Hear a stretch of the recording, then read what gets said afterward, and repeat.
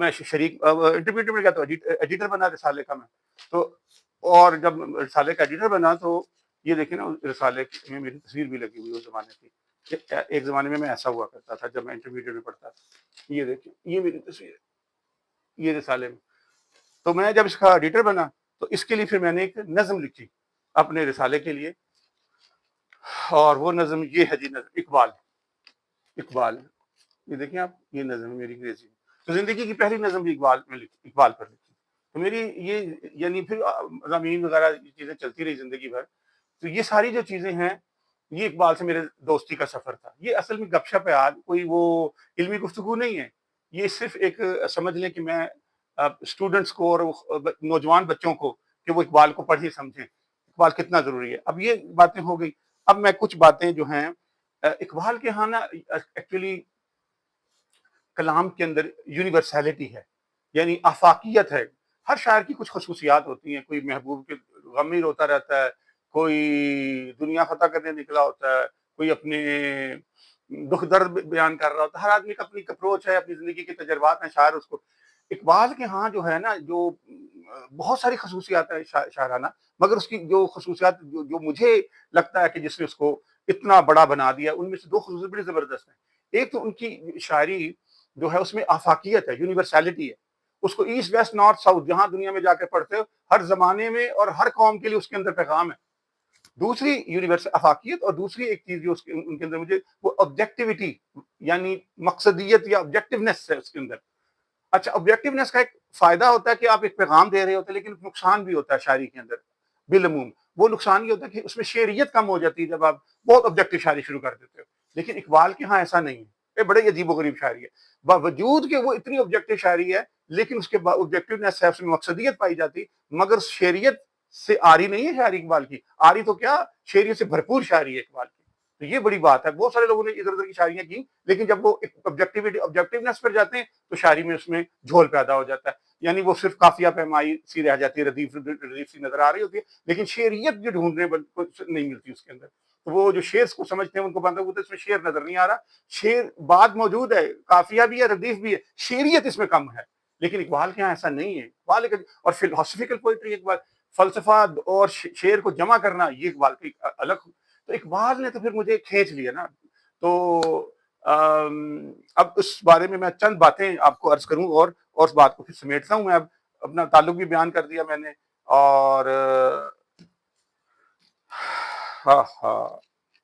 اب دیکھیں میں آپ کو سب لوگ جانتے ہیں کہ قائد اعظم محمد علی جناح جو اقبال جنہوں نے قائد اعظم کو پڑھا ہے سمجھا ہے, قائد اعظم اپنے مزاج کے اعتبار سے, اب دیکھیں میں آبجیکٹیوٹی کے بارے سے اقبال کی کوٹیشن اپنی بیان کرتا ہوں. اقبال خود کہتے ہیں میں نے کبھی اپنے آپ کو شاعر نہیں سمجھا.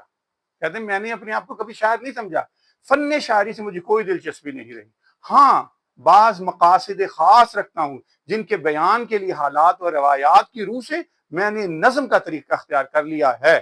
یہ ہے وہ بات, آبجیکٹیوٹی. لیکن کہتے ہیں میں نے شاعر نہیں, حالانکہ اقبال شاعر ہے, یہ اس کی انکسار ہے کہ وہ یہ کہہ رہے ہیں کہ مجھے فن شاعری, انہوں نے استعمال کیے فن شاعری کے تمام اسلوب اور جو طریقے جو چیزیں ہیں انہوں نے استعمال کی ہیں, لیکن وہ اتنا مقصد میں گم تھے کہ وہ اس کو سیکنڈری چیز سمجھ رہے تھے, وہ اس لیے کہہ رہے ہیں. تو فن شاعری میں خود ٹھیک ہے جی. اب جو ایک بات وہ جو آبجیکٹیوٹی اقبال کو خود بھی معلوم تھا, پھر وہ ایک جگہ خود بھی تو کہتے ہیں, مجھے شعر یاد آ گیا, وہ کہتے ہیں کہ نغمہ کجا و من کجا سازے سخن بہانہ سو خطار بھی کشم ناکائے بے زمامرہ. یعنی شعر و شاعری کہاں, نغمہ کہاں, شعر و شاعری کہاں, اور میں کہاں. یہ تو محض بھٹکے ہوئے جو ناکا ہے, جو اونٹنی ہے, وہ جو بھٹک گئی اس کو راہ راست پہ لانے کی کوشش. یعنی امت جو بھٹک گئی ہے, حضور صلی اللہ علیہ وسلم کی امت جو بھٹک گئی ہے, اس کو میں منزل تک پہنچانا چاہتا ہوں. یہ میری مقصد ہے شاعری کا, وہ خود کہہ رہے ہیں. ٹھیک ہے نا. تو اور ایک جگہ اور کیا کہتے ہیں کہ چلیں وہ پھر آ جائے گا یاد. کہتے ہیں کہ علامہ اقبال کے بارے میں قائد اعظم نے کچھ کہا. اب قائد اعظم کی ذات کے بارے میں لوگوں کو معلوم ہے کہ قائد اعظم کسی کی بلا وجہ تعریف نہیں کرتے تھے, بہت کم کسی کے لیے تعریف کے لفظ استعمال کرتے تھے اور بلا وجہ نہیں کرتے تھے. لیکن قائد اعظم نے علامہ اقبال کے بارے میں جو کہا وہ غیر معمولی بات ہے. وہ کہتے ہیں, اور یہ ایکچولی علامہ اقبال کے جو لیٹرز آف اقبال ٹو جناح, انگریزی میں اقبال کے جو لیٹرز اقبال نے لکھے تھے, اس کا جو فارورڈ لکھا, جب اس کا دیباچہ لکھا, اس کا پیش لفظ لکھا گیا, تو پیش لفظ پر جو قائد اعظم نے قائد اعظم کو جو ٹریبیوٹ اقبال کو جو ٹریبیوٹ پیش کیا وہ ان لفظوں میں پیش کیا، اور یہ بنانے کے لیے نہیں کیا، وہ جو سمجھتے تھے وہ وہی کہتے تھے۔ قائد اعظم کے بارے میں کوئی گمان نہ کرے کہ قائد اعظم کسی کو خوش کرنے کے لیے ایک جملہ بھی بولتے تھے، جو ہوتا ان کی نظر میں جو ہوتا تھا وہ وہی بولتے تھے۔ وہ کہتے ہیں کہ شعراء اقوام میں جان پیدا کرتے ہیں۔ ملٹن، شیکسپیئر، بائرن وغیرہ نے قوم کے لیے بے بہا خدمت کی ہے۔ یہ انگریز جو شاعر ہے، ملٹن ہے، شیکسپیئر ہے، بائرن ہے۔ کارلائل نے شیکسپیئر کی عظمت کا ذکر کرتے ہوئے ایک انگریز کا ذکر کیا۔ اسے جب شیکسپیئر اور دولت برطانیہ میں سے کسی ایک کو منتخب کرنے کا اختیار دیا گیا تو اس نے کہا کہ میں شیکسپیئر کو کسی قیمت پر نہ دوں گا، اگر میرے پاس سلطنت نہیں، لیکن اگر سلطنت مل جائے اور اقبال اور سلطنت میں سے کسی ایک کو منتخب کرنے کی نوبت آئے تو میں اقبال کو منتخب کروں گا۔ یہ کہا ہے قائد اعظم نے، اتنا بڑا ٹریبیوٹ۔ ایسی بات قائد اعظم نے زندگی بھر کسی کے لیے نہیں کی۔ کہتے میری کوئی سلطنت نہیں ہے، اگر سلطنت ہوتی اور اقبال اور سلطنت میں سے کسی ایک کو لینا پڑتا تو میں اقبال کو لیتا، سلطنت کو چھوڑ دیتا۔ اقبال کی ادبی شخصیت عالمگیر ہے، وہ بڑے ادیب، بلند پایہ شاعر، مفکر اعظم تھے، لیکن اس حقیقت کو میں سمجھتا ہوں کہ بہت بڑے سیاستدان بھی تھے۔ مرحوم دور حاضر میں اسلام کے بہترین شاعر، ایکسپوزیٹر تھے، بہترین شرح کرنے والے، اسلام کو سمجھنے والے اور سمجھ کے اس کو بیان کرنے والے، اس کی شرح کرنے والے شاعر تھے، کیونکہ زمانے میں اقبال سے بہتر اسلام کو کسی نے نہیں سمجھا۔ میرا بھی طریقہ کا، میری بھی سوچ یہی ہے۔ میں نہیں سمجھتا کہ اقبال سے بہتر کسی نے 20ویں صدی میں، پچھلے کئی صدیوں میں اقبال سے بہتر سمجھا۔ اقبال مسلمانوں کا سب سے بڑا مفکر، دانشور اور علامہ ہے پچھلی صدی کا۔ اقبال سے بڑا مفکر اور دانشور نہیں ہے ہمارے پاس، نہ پاکستان کے پاس، نہ ہندوستان کے پاس، نہ مسلمانوں کے پاس۔ یہ سب سے بڑا مفکر ہے جو اللہ تعالیٰ نے ہمیں عطا کیا۔ وہ کہتے ہیں بہترین، کیونکہ اس زمانے میں اقبال سے بہتر اسلام کو کسی نے نہیں سمجھا۔ مجھے سمر کا فخر حاصل ہے کہ ان کی قیادت میں ایک سپاہی کیا ایسے کام۔ قائد اعظم کسی کے لیے کہیں کہ میں ایک سپاہی تھا، یہ کوئی سوچ نہیں سکتا۔ یہ قائد اعظم صرف اقبال کے لیے یہ لفظ کہہ رہے ہیں کہ میں ان کا سپاہی تھا، میں نے ان سے زیادہ وفادار رفیق اور اسلام کا شہدائی نہیں دیکھا۔ یہ اب بات مکمل ہو گئی۔ اب میں سید سلیمان ندوی، بہت بڑے عالم دین، شبلی کے شاگرد اور شبلی کی سیرت النبی مکمل کرنے والے، شبلی مکمل نہ کر سکے، پہلی جلد مکمل بھی نہیں، پہلی جلد لکھی اور اس کے بعد وصال ہو گیا ان کا، انہوں نے باقی 6 جلدیں مکمل کی۔ وہ اتنے بڑے عالم دین، وہ کیا کہتے ہیں، شاید یہ بہت کم لوگوں کو معلوم ہو کہ ڈاکٹر اقبال مرحوم ایک صوفی خاندان میں پیدا ہوئے تھے۔ ان کے والد مرحوم ایک خوش اوقات صوفی صافی تھے۔ ان کے ہاں آنے والے دوستوں کا مزاج بھی یہی تھا۔ یہ مزاج کا مطلب مزاج تھا، اسی ماحول میں اقبال کی پرورش ہوئی تھی۔ یعنی وہ بتا رہے ہیں اقبال کا مزاج کیا تھا۔ پھر ڈاکٹر علی شریعتی جو ایران کا بہت بڑا مفکر دانشور ہے پچھلی صدی کا، قتل کروا دیا گیا، ٹھیک ہے جی، شہنشاہ ایران نے اس کو قتل کروایا لندن میں۔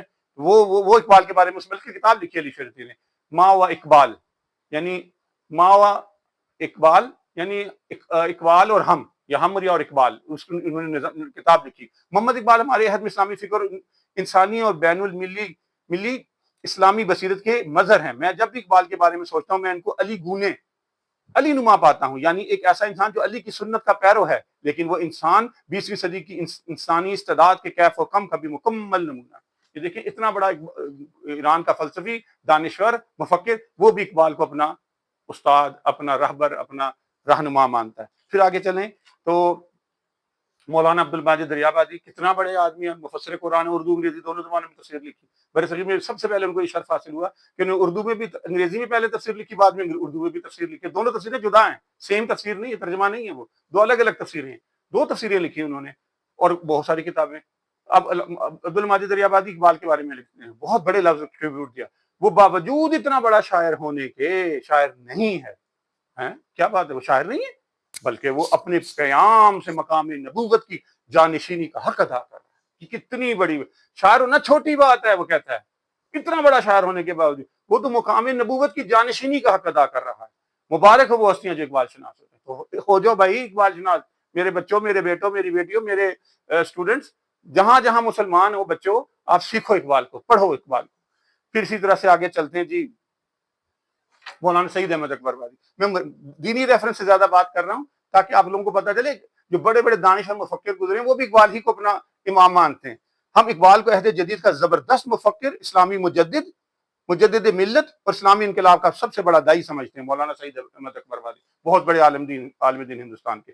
پھر جی سب سے بڑا جس کو ایوارڈ ملا بر صغیر میں پوئٹری کے والے سے، رابندر ناتھ ٹیگور، ٹھیک ہے، یہ رابندر ناتھ ٹیگور صاحب وہی ہیں، بولنا نہیں چاہیے، خیر چھوڑ دیں۔ وہ یہ جو سیف علی خان ہے اس کا یہ نانا تھا، انڈیا کا چوزہ کار سیف علی خان ہے، اس کا یہ نانا تھا۔ رابندر ناتھ ٹیگور کہ ہے کہ ڈاکٹر اقبال اپنی وفات سے ہمارے ادب میں ایسی جگہ خالی کر گئے ہیں جس کا گھاؤ مدت مدید میں بھی مندمل نہیں ہو سکتا. ہندوستان کا رتبہ آج ہندوستان میں اتنا کم پایا ہے کہ ہم کسی حالت میں ایسے شاعر کی کمی برداشت نہیں کر سکتے جن کے کلام نے عالمگیر مقبولیت حاصل کر لی.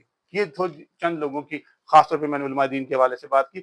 اب آئیں دو تین باتیں اور عرض کر کے بات کو سمیٹوں گا. یہ جی فیض احمد فیض، اقبال کے بعد جس کا نام سب سے زیادہ ابھرا ہماری شاعری اردو زبان میں پچھلی صدی میں، وہ فیض احمد فیض. فیض احمد فیض کہتے ہیں ہمارے قومی ذہن اور ہماری ذہنی زندگی پر اقبال کے کلام سے کیا اثرات مرتب ہوئے اور انہوں نے کیا نقش ہمارے ذہن پر چھوڑا ہے. اس میں کچھ باتیں تو ایسی ہیں جن میں کوئی اختلاف نہیں ہے. مثلا ان کا پہلا طرز یہ کہ ہماری ذہنی زندگی میں جس قسم کا ہے، جو جس قسم کا تلاطن ان کے افکار کی وجہ سے پیدا ہوا، وہ غالباً ان سے پہلے اور ان کے بعد کسی مصنف، کسی واحد ادیب یا کسی واحد مفکر نے ہمارے اذہان پر پیدا نہیں کیا. سب سے زیادہ انفلوئنشل ادیب، عالم، فاضل اور مفکر وہ کہتے ہیں مصنف اقبال ہیں.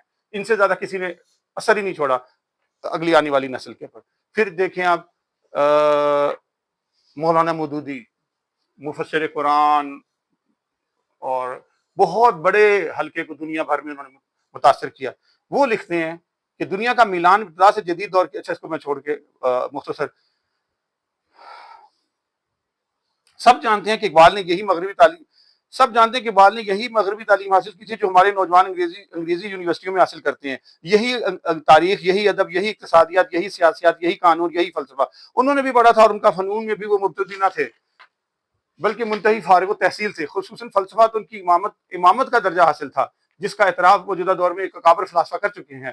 جس شراب کے دو چار گھونٹ بھی کر بہت سے لوگ بہکنے لگتے ہیں، مرحوم یعنی علامہ اقبال اس کے سمندر پہ یہ بیٹھے تھے.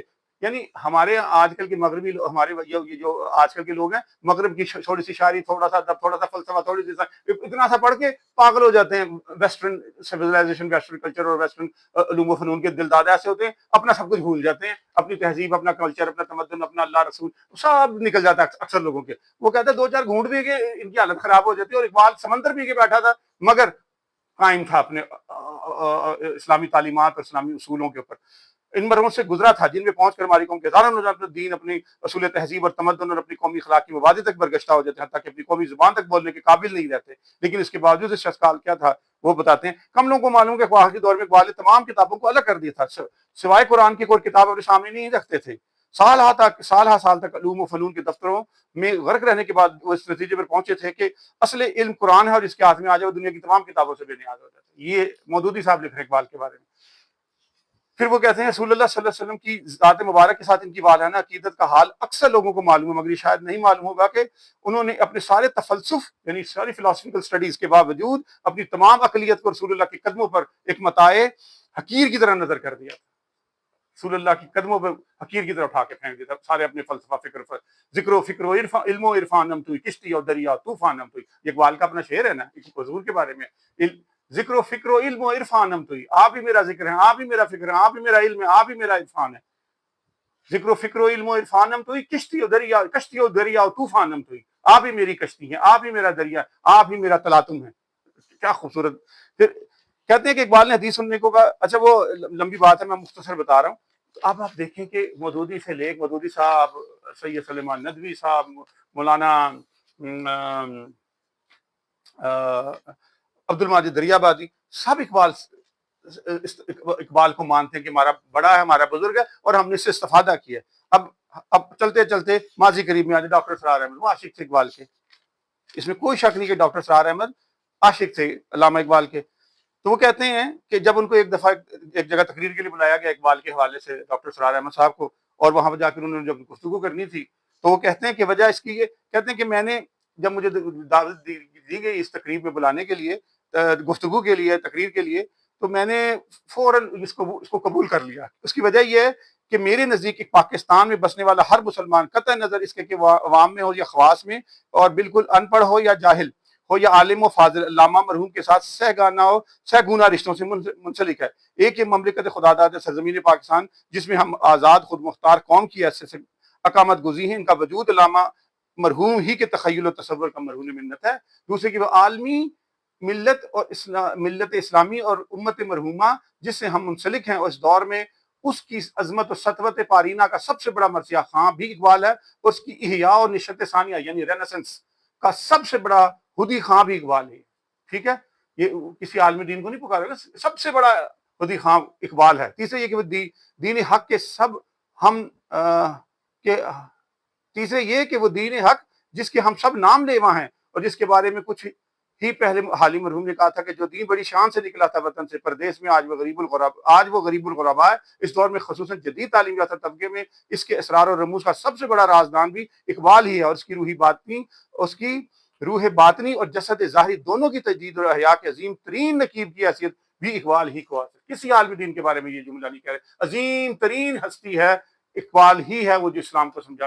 اور اسی طرح سے میں اب آخری شخصیت جو ہمارے زمانے میں موجود ہیں، یعنی ایران کے جو رہبر ہیں، ان کے روحانی سرپرست ہیں، یعنی آیت اللہ خامنائی جو روحانی سرپرست ہیں ایران کے۔ جب وہ تہران یونیورسٹی میں ان کو علامہ اکبر لیکچر کے لیے بلایا گیا تو انہوں نے اس میں اپنے اظہار خیال کیا، اور میں اس میں سے ایک چند لائنیں پڑھ کر سنا۔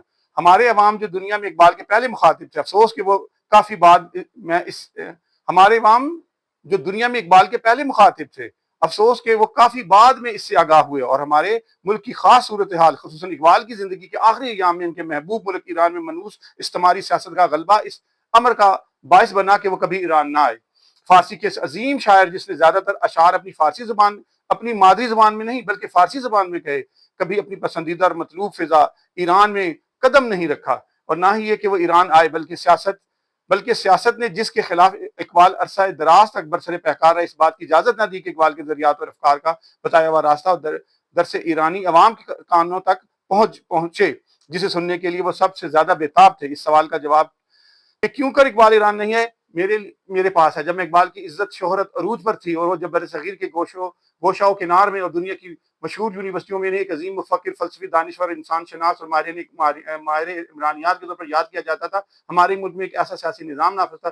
اچھا، اس لمبی بات کو چھوڑ کر پھر وہ آگے لکھتے ہیں، فارسی زبان جس نے اپنے اقبال کے ذہن کے ساتھ ساتھ زندگی گزاری ہے، بات کروں کہ اس عظیم اجتماع میں اپنے اوپر ان کے عظیم احسان اور اپنے عزیز لوگوں کے ذہن پر ان کے اثرات کے عظیم حق کو کس طرح ادا کر سکیں۔ اقبال تاریخ اسلام کے نمایاں عمیق اور اعلیٰ شخصیتوں میں سے ہیں۔ اقبال تاریخ اسلام کی پوری اسلامک ہسٹری کے کہہ رہے ہیں، کوئی اس صدی کے 10 سال 20 سال 50 سال کی بات نہیں کر رہے، وہ کہہ رہے ہیں کہ اقبال تاریخ اسلام کے نمایاں عمیق اور اعلیٰ شخصیات میں سے ہیں۔ ان کی خصوصیات اور زندگی کے صرف ایک پہلو کو مد نظر رکھا جا سکتا ہے، اور صرف اس پہلو اور خصوصیت کے لحاظ سے تعریف نہیں کی جا سکتی۔ اگر ہم صرف اسی پہ اکتفا کریں اور کہیں کہ اقبال ایک فلسفی ہیں اور ایک عالم ہے تو ہم اس نے حدان نہیں کیا۔ اقبال بلا شک عظیم شاعر ہیں، اور ان کا بڑے شعراء میں شمار ہوتا ہے۔ اقبال اردو کلام کے بارے میں زبان یہ ساری وہ بتا رہے ہیں کہ اقبال ایک عظیم، اس کو صرف شاعر اور فلسفی کہہ دینا یا عالم کہہ دینا اس سے پورا نہیں ہوتا۔ اقبال بہت بڑا ملٹی ڈائمینشنل آدمی۔ کہنے کا مقصد یہ کہ ایران کے موجودہ روحانی رہبر ہوں، رہنما، وہ بھی اقبال سے استفادہ شدہ ہیں۔ علی الشریعتی بھی، مودودی صاحب، ڈاکٹر اسرار صاحب، سید، اتنے بڑے بڑے۔ تو اسلام کو سمجھنا ہے ناظرین، اور خاص طور پر نوجوانوں، تو اقبال کو پڑھو، اقبال کو پڑھو، اقبال کو پڑھو۔